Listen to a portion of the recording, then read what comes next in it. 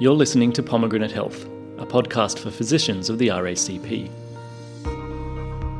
In the last episode, we talked about what value proposition healthcare providers offer to an ever more informed and empowered public. Go back and listen to that for some examples of how to deal with the pros and cons of the information age. Today, we'll explore concepts like autonomy and data access, and some of the semantic baggage in the words patient and consumer. So I'm Hamza, Vayani, member of the RACP Consumer Advisory Group from the Gold Coast in Queensland. I'm Debra Letica from Perth in Western Australia. I'm involved with a lot of safety and quality committees. I came into the role after becoming a carer for my brother. So I'm Ezekiel, Robson, live in Auckland. I bring a long history of consumer health and disability advocacy. So starting very, very broadly, what do the words patient and consumer mean to you? I think there's a distinction. So I think patient means that you're a recipient of care and that you may not necessarily be an active participant in the care that you receive. I think it becomes a personal choice. Some patients want to be seen as being a patient. Even the term being admitted to hospital and being discharged from hospital doesn't sit well with me. It means I'm giving up control of my life to you, and that's not how I would like it to be. You know, if I'm needing to go into hospital, I would rather the term check in and check out, because that gives me personal control. I think using the word consumer is much more respectful to the person sitting in front of you because it's more empowering for them. It actually puts a little bit of responsibility for them being a partner in their own care. It sort of sets up that collaboration. I think a consumer is, whilst it's about active participation in that process in terms of your receipt of care, as I described, a consumerist construct that sort of puts a materialist value on health worries me. So I'm not sure I've kind of got the language worked out around patient, consumer, or whether there's some other term, but I'd like to think that we don't commoditize health. We think of health as something that everyone has a right to. Well, first and foremost, I just see them as labels, but with all labels, we just have to understand what the assumptions are that come with those labels. People should be given the opportunity to claim and own whatever terminology they want to use and indicate when they're less comfortable with some language. Do you feel like there's a power imbalance in your relationship with doctors or the healthcare system generally? Yeah, it's easy to feel powerless when you're the passive recipient of a service that you have no control over. Absolutely, yes. Absolutely, yes. I think as when I started out on this journey of being a consumer carer rep, I was not all that confident to challenge that perspective. You know, you're told to do this, do that, rather than me being able to ask questions. I think it varies, it ebbs and flows. I think when you're well and when you're informed and when you're really engaged, you arguably have a fair amount of choice. At least you would believe that you have a fair amount of choice because you actually have time and ability to really think things through. But when the unexpected happens, you know, it's really about how responsive the system is at that time. And inherently, in the more complex sort of cases or where there's a limited sort of availability of specialists, there is a power imbalance. Do you have faith? Do you have trust in the system and the individuals that, you know? We're very lucky in Australia, I guess, to have a universal healthcare system that kicks in. But I think there's a sort of a couple of variables there in the mix. It very, very much depends where that event happens. So, you know, if you're sort of caught up in a rural, remote, regional area where the specialists may not be on tap, then you're very much at the mercy of, in terms of trust around how quickly the local service can respond and or transfer you to a major centre. Trust and confidence take a long time to build, but can be lost in an instant. And I've had this experience, I guess. My particular area of interest is for people with disabilities and their ability to access healthcare on an equal basis with all others. And so when you ask me, do I have faith in the system? Do I have faith in the system to be inclusive and accessible for everybody? Well, I'd have to say no. Not through any ill intent, but because there's just not enough awareness of what access means for everybody. Some people it will mean physical access to a building. Some people it will mean different modes of communication, different formats of information. Some people it will mean involving family and whānau in conversations that are normally had just between patient and doctor. So this was, about 8 years ago now, when I was in my early 20s and I had consented to do a gynecological procedure. That's Jen Morris, who champions the inclusion of community voices on hospital boards, research bodies and other committees. Here she talks about the traumatic episode that set her on this advocacy path.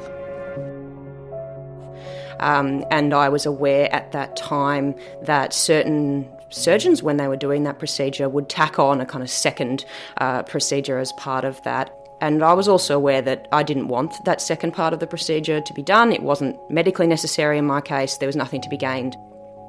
And it was well understood to be one of the lowest value interventions that can be done in Australia. It had come up in a study to that effect.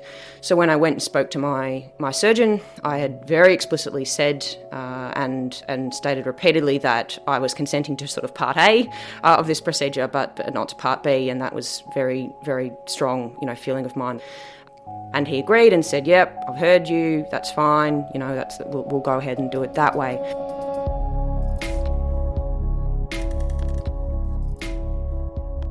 When I woke up from that procedure, I expected a certain sort of, a certain set of incisions and a certain set of symptoms, and that was all there, but I was also bleeding in a way that demonstrated to me that something had happened that I hadn't consented to. When that surgeon came to see me, I said, "Why am I experiencing this? Have you done that other procedure?" And he very explicitly denied having ever done that and just said that it was normal what was happening to me and it had nothing to do with that extra procedure. I was quite convinced that was not true, so I only found out the truth when I did an FOI to that hospital for my medical records or a medical records request. I went to the Health Complaints Commissioner first because it was always my belief that he wasn't necessarily in any way a danger to the public or anything like that. And what was at the core of my complaint was not about the medicine that was applied to me and how appropriate or effective the treatment was. It was about the consent and it was about that respect for bodily autonomy. That was at the core of the complaint that I had made. And yet I think what happened was the medical board looked at it with the wrong lens and sort of said, well, the medicine here was fine, so it is fine. And the eventual response that I got was, well, it's his habit to do that second part of the surgery. It's what he prefers. Therefore, by seeing him, you accepted that. Do you feel like that's individual practitioners or is it systematic, as seems to be the case with the way that the authorities dealt with it? There will always be differences, of course, between different practitioners. So I'm sure there are many that do a very good job of that and understand, I guess, all the elements that matter to a patient, and I have no doubt there are many of those. There is a general understanding that risks and potential benefits are needing to be discussed in a consent procedure, and of course those things are important. Where I think it falls down is there's not necessarily a broader understanding that there may be other aspects, for example, cultural things with respect to what they will and won't want done to their bodies. Some patients have trauma histories that make it very sensitive, what is and isn't done to their bodies. And I think those aspects of what it is to be a human being, having your body dealt with by another person, and the non-medical aspects of consent get lost a little bit. And there are aspects of that are individual. There are aspects of that are about how consent is taught, how the profession is regulated. And I think the other thing I've noticed is that for health practitioners who do the same procedures or give the same medications day after day after day after day. You know, for them it might be the 5,000th urinary catheter that they've put, you know, into a patient's body. And so for them, they almost don't really process it as being a consent-worthy procedure. It's just a thing you do every day. But they forget that in many cases for the patient, that may be the one and only time that's ever happened to them. And for them, it's the most extraordinary event, you know, in their life that year. Mm. You say that more and more patients aren't swallowing the line, just trust us, from the profession. You cited one example, a mother of a paediatric patient who said, I no longer accept that I can find out more about the quality of the hospital cafe than the surgeon operating on my daughter's brain upstairs. What does this say about the transparency of the services available to patients and consumers and carers? Yeah, there are certainly challenges with respect to transparency around certain things. I think we're getting better and we're seeing some improvements in terms of transparency about things like waiting times or some of the reportable safety measures. If people want to go on my hospital's website and look at infection rates and those kind of things, some of that transparency is improving. Where this sector, I think, is falling behind the rest of the sectors in modern society is around information about individual practitioner safety and individual practitioner quality and individual practitioners' experience, I guess. You know, it's very difficult for me to find out how long my practitioner has been doing Whipple's procedures and how many they've done, for example. If you think about that really in terms of relative consequences, it's quite an extraordinary position in which we find ourselves. And it's not a reflection on the fact that there's this great number of really dangerous practitioners out there. That's not the case. But Australian data has shown us that there is approximately 3% of registered practitioners in this country that do have significant medico-legal risk patterns in the way that they practice. And your average patient has no concept who that person is, and therefore doesn't really have the informed consent. And the final pillar of information that's really missing for patients in making informed decisions is the quality, the safety, the style, the preferences of the person who's sitting across the table or beside the bed. To draw on that perhaps tied comparison of the aviation industry, I find it interesting and important that this is becoming a demand of the medical profession. I also find it interesting that people don't have the same demands when they get on an aeroplane. They don't expect to be participants in flying the aeroplane. They don't expect to know who the pilot is and what their record is. And I wonder why there is that difference. First of all, the premise that you've put forward is an interesting one in the sense that maybe we do need to look at whether or not people should have that information. I wouldn't necessarily disagree with you on that basis with the pilots. But I think why the difference? Medicine is personal for a lot of people going through the healthcare system, particularly with long-term experiences, if they're going through a chronic illness, if they're going through, multiple surgeries, multiple procedures, or really personal things like mental health and sexual health. They really want to know who they're letting into their world in that respect and who they're letting into their life. And that is fundamentally different than which particular individual is going to, hit autopilot on the plane.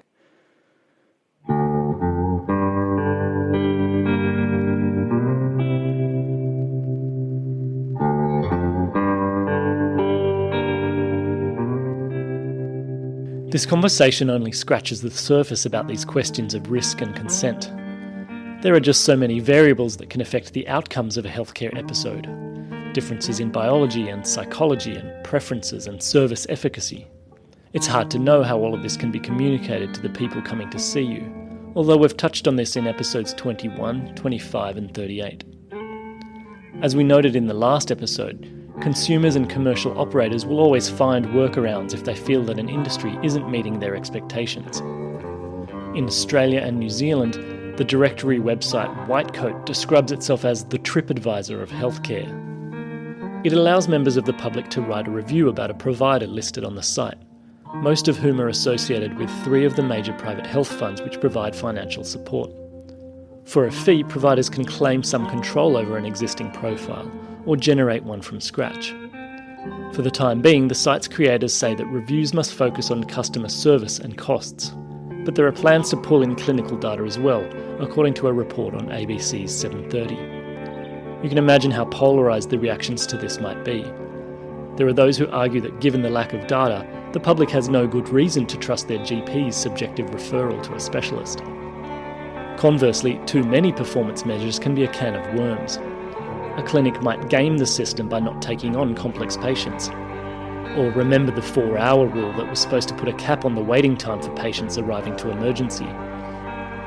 In the UK, hospital trusts were fined if they didn't process most visits within this target timeframe. But this incentivised some perverse solutions. Many patients were kept waiting in the ambulance so that the admission clock would only be started at the last moment.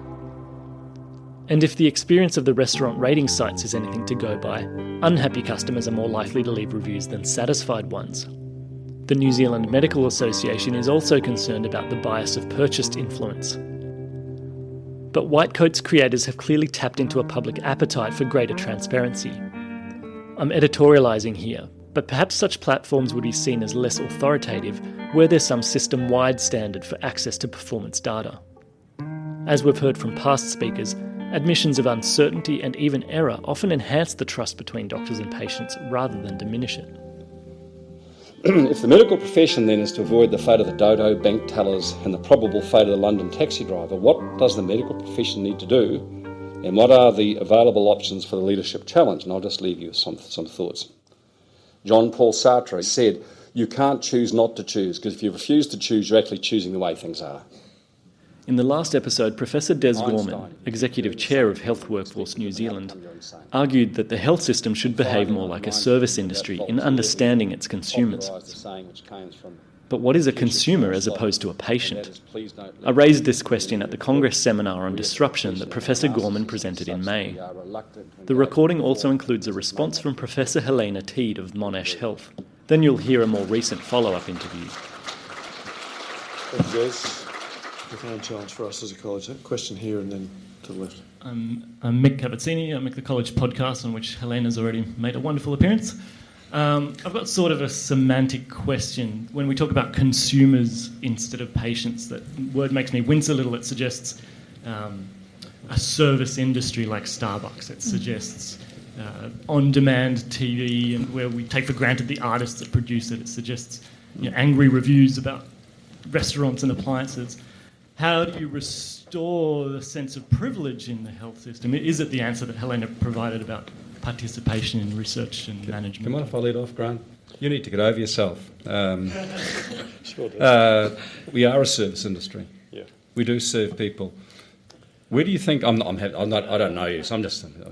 I think you might be, a very nice person. He might think the same about it. When minute clinics were set up, do you know what a minute clinic is? In 33 states, there are minute clinics run by nurse practitioners, and they're commoditised. There's a series of commoditisations which you can go and you choose the menu, and a nurse practitioner comes and delivers a particular service against that commodity in the menu you chose. Very high satisfaction rates, in the very high 90s, very high success rates in terms of diagnostic accuracy and following the algorithm. Who do you think they got to run that? The former CEO of Burger King. If you're going to go down a commoditised path, then get someone who understands service industry and commodities. We call them patients because that's part of the paternalism. I'm sure this is what Helena's going to mention to you next when I finish. But we just get over ourselves. We're a service industry. And we have to understand the expectations and requirements of the people we serve. And I think the concepts of patient and the way in which we've portrayed them is profoundly paternalistic. And every time a group of doctors is challenged, we start talking about our privilege. Well, do we deserve that privilege, frankly? Have we done enough to deserve our ongoing privilege? It's a separate question.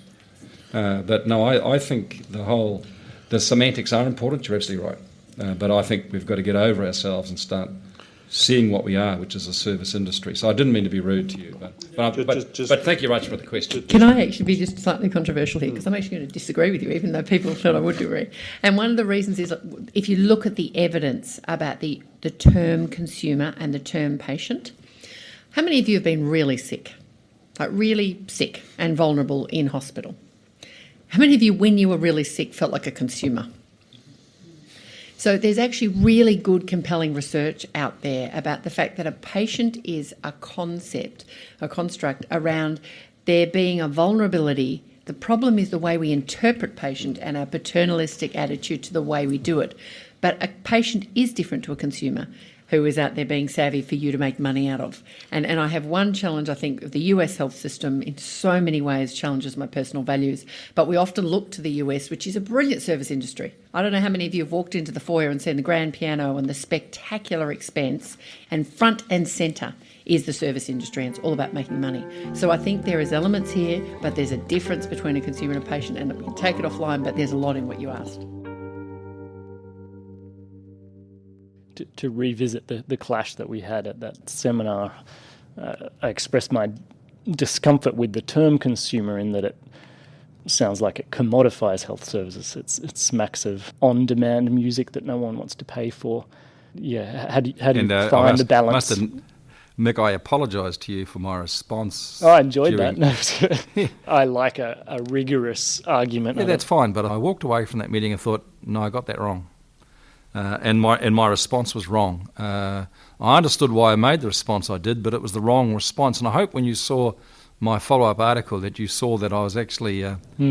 That conversation with you led me to develop that triangle of roles where I'm arguing that most people spend most of their lives well, and so we should see them as owners of their health.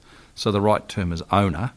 And the health service in that context is to support them in that ownership. Then people develop intercurrent health problems, and if you like, this is the middle bit of the pyramid. And those intercurrent health problems, that's when they may consume health services. They're consumers, they're clients. And hopefully the tip of the pyramid, which is a small tip for most people, is they develop significant illness or injury. And I think that's when they become patients, and that's a more passive role. And that's where the health system needs to become a carer. And I like the idea of owners of health. I don't know if you drew that term in the intervening period or if you came across that elsewhere, but I think it captures well that we are paying for this system. This is coming out of our public taxes, and therefore we literally are owners of this system, and we have a right to participate in its direction. Oh, completely. No, where those terms came from, Mick, was you. I mean, on the way home, I sat on the plane thinking he's right. The point you made was a very good one, and that different term is important because that different term implies a quite different sort of role for the health service. In the recent weeks as I've been preparing this interview, I've added another point to the triangle. So when people are largely healthy, they're still owners, and I've just interviewed Jen Morris about the role of the public on hospital boards and editorial boards for journals, research funding decisions. When people are consumers, as you say, they're putting a service demand on the industry. And even when people are patients, when they're sick, they should obviously be included as much as possible in the decision-making process. Well, how is this treatment going to affect me, and what options do I have? And the final point on that, which occurred to me, there's one line in your article that mentions advanced care directives. And I don't know if you had this in mind, but even when people are very, very sick and they don't have the capacity to be incorporated in the decision-making, their ownership and participation in the decisions is included even. Look, I agree. I think the reason why I've focused on advanced care planning and on owning health records is that they are discernible, explicit steps towards a shift in the locus of control. And they are achievable. And the great thing about advanced care plans is not only does it shift ownership of how people die to the person themselves, but we actually know, ironically, that they actually survive longer and better, and it takes costs out of the health system. So it's one of those wonderful things where everybody wins.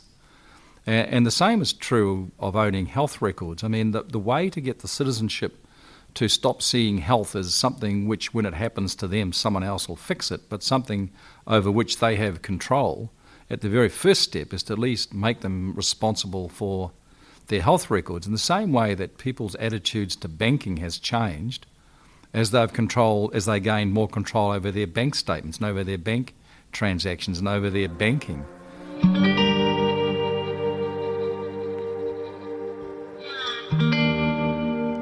The question of how to manage health records safely isn't trivial. There are concerns about data security, about interests from third parties like insurance companies, and about creating anxiety for the worried well. Some health districts in New Zealand are trialling remote access for patients to the results of their blood tests. But in the meantime, there are simple steps that don't require a lot of health technology. Handheld patient notes were commonplace before computers took over, and in the UK they're still given to most expectant mothers to give them a greater sense of control over their care. Dr. Marion Leighton of the podcast Editorial group told me that she writes all her clinic letters to the patient, not to the referring GP.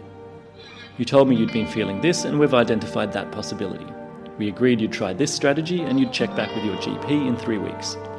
She says her patients really engage. There is an ethical case to be answered as to who has rights over some of the most intimate information about a person's life. The catch cry of consumer advocates is, "Nothing about me without me." Here's Jen Morris once again.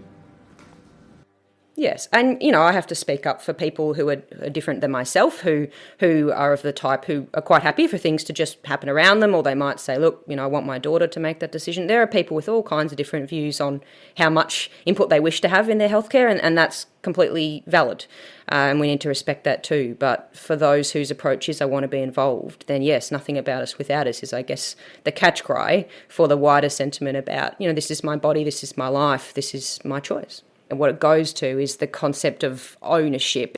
There have been various legal cases examining that, but I think at a more ethical and a human level, the law aside, there are some serious questions about who owns information about my blood test, who owns information about my genome, who owns information about my scans. We see it in a very everyday sense. If I want to access a letter that's been written, from my specialist to my GP, for example, my GP has a certain attitude, towards that is very helpful for me. But other people have a lot of difficulty accessing those things because there are, sort of stuff that gets said about, oh, well, it's private communication between us, so it doesn't belong to you, and some of those questions. But I think it's one of the few areas of information collection where information is collected in an identifiable sense, so we're not talking big data stuff, that people have still great difficulty in accessing it when they shouldn't, because it typically doesn't do a lot of harm. Realistically, people move a lot these days. They move geographically, they change doctors, they change hospitals, their lives are very portable. And the best way for that information to follow them until we get e-health records right is for them, if they wish, to have access to that information and to be able to carry it. I think it's a really important question of power and ownership that we allow people to hold what is about them. So just expanding on the conversation of power for a minute to the role of consumers on hospital boards and so on. In Europe, there's a group called Patients Included, which awards a stamp like the Fair Trade logo to organisations that include consumers in decision-making. And at Congress, you gave an interesting example of this from a university interview process. Yeah, so there are some universities in Australia these days that do include what you might variously term community members or consumer members on selection panels. And what has been really powerful about having that perspective in the room is that consumers, community members on those panels, usually alongside practitioner members, will see things and hear things, just differently, as we all do as humans, from people in the room who might have a different set of things that they're looking for. So the example I gave was not mine, but somebody else's. And what she was talking about was she is an Indigenous person, and she is dark-skinned, and that she had been in an interview with a candidate, and it got to the end of that interview, and the person had sort of said all the the right things, and they had a momentary discussion, as they did about all the candidates just before they moved on, and everyone sort of said, oh yeah, right, sounds good. And she just stopped everyone and she said, did anybody notice that the candidate did not look at me once the entire time that they were here? This candidate had made eye contact with every other person on that panel except herself. And, we can variously speculate as to what that means about that person, and I'm not going to do that. But it was just a point in time of seeing that she saw something different in that situation than the practitioner members did. And I think that is emblematic of the kind of role that the consumers and community members can play in those kinds of positions. Just as in the previous episode, we've touched on some provocative material and we haven't provided all the solutions. What you've heard might not be reflected in your own experience, but there's value in hearing out different perspectives. I'll leave the final words to the 3 members of the RACP Consumer Advisory Group I introduced earlier. They are Debra Letica, Hamza Vayani, and Ezekiel Robson. Okay, so thinking about the health system, what's one thing you'd like to see to make the health system more participatory? I think by consumers sharing their lived experience is a vital learning tool. You can learn a lot from a textbook. Data in healthcare is important, but it's about numbers, and numbers are impersonal. And healthcare is a personal journey. It's individual. To get well or keep well is different for all of us. It's a beast health is, I guess, in terms of, we've got too many layers. I had an ear infection. It was horrible, actually. I've not had one for years, actually, but it turned out that I needed to go and see a specialist because the GP had attempted a number of ear drops.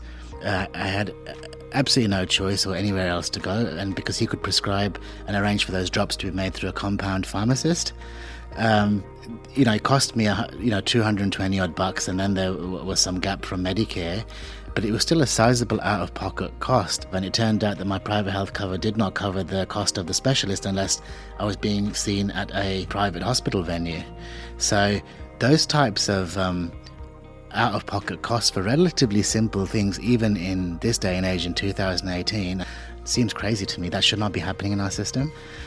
And it's important that we don't just focus on trying to please most of the people most of the time, but that we really do think about how will people achieve the same outcome? How will everybody achieve the outcome of access to quality healthcare?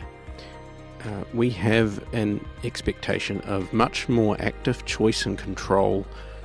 We would like to know what the options are, and would like to know what the effect of one choice over another is. And finally, how important is a project like the college's Consumer Advisory Group? Oh, my goodness, it's commendable to the college. It's a shining light. Every board, health service board, everywhere, nurses, the whole gambit of training, accreditation, the medical board, the whole lot of them need to have the consumer voice and hear us, because you don't understand these things, this patient experience, until you feel it. Look, I think it's fantastic, and I don't want to sound cliche here. I think it's really important because we don't lose the heart of the relationship between a physician and a patient, and I think that's the benefit and beauty of what the committee is about. Outside of healthcare, they pay a lot of money for market research to ensure the end user gets something that's simple and easy to use. There's an immense amount of R&D and consumer perspective that goes into reverse engineering the end product, and I don't see why we shouldn't do that in healthcare, because the bottom line is that results in a better healthcare experience, probably results in better clinical outcomes, which is what physicians are interested in, and I would imagine aggregate over time probably saves us money. Co-governance and co-design and co-evaluation of health services is the current climate that we're in.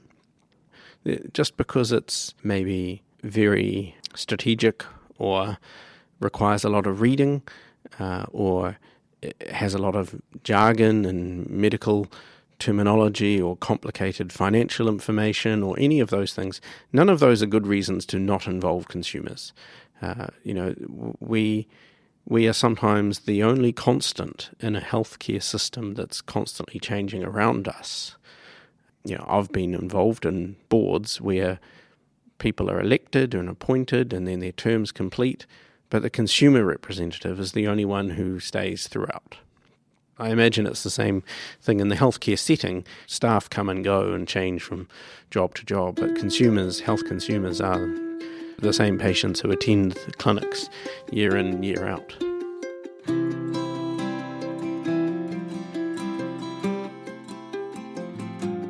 Many thanks to our consumer representatives, Ezekiel, Robson, Debra, Letica and Hamza Vayani, and also to guests Jen Morris and Des Gorman. The views expressed are their own and may not represent those of the Royal Australasian College of Physicians. If you'd like to be involved in the podcast editorial group for 2019, please go to the website racp.edu.au/podcast. I want to acknowledge the outgoing members who have generously given their time and wisdom over the year. They are Rebecca Granger, Michael Hurd, Marion Layton, Joseph Lee, Rhiannon Mellor, Paul Jauncey, Rachel Williams, Mahesh Dhakal, Rosalynn Pszczola, Philip Gourguin, Andrea Knox, Pavan Chandrala, Ellen Taylor, Phil Britton, Katrina Gibson, Alan Goh, and Phillipa Wormald. My deepest thanks. And thank you for listening to Pomegranate Health. I'm Mick Cavazzini. Enjoy the festive period.